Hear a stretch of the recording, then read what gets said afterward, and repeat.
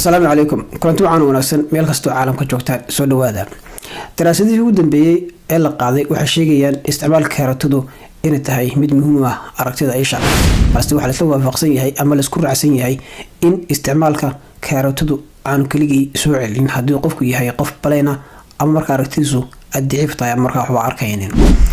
waxa jira xaqiiqooyin badan oo ku dahaaran isticmaalka karootada iyo sidoo kale waxyaabo badan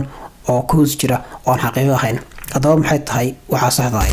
marka laga hadlayo karootada waxa laga helaa maadada loo yaqaan beta carotene taas oo marka qofku cuno ama uu isticmaalo karootada la geeyo beerka isla markaana loo bedelo maadada loo yaqaan vitamin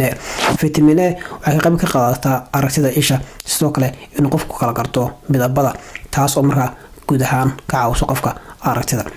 dhinaca kale marka laga hadlayo waxa jira daraasado badan oo caalamka meel kala duwan laga soo saaray kaasoo xaqiijinaya in dadyo fara badani ay la tabaarisan isla markaana ay keentay in dhalaan ama sidoo kale aragindhoodu daciifay maadaama qofku ku yaraatay jirkiisa maadada vitamin A oo muhiim ah aragindha tani kula dambe nabadgelyo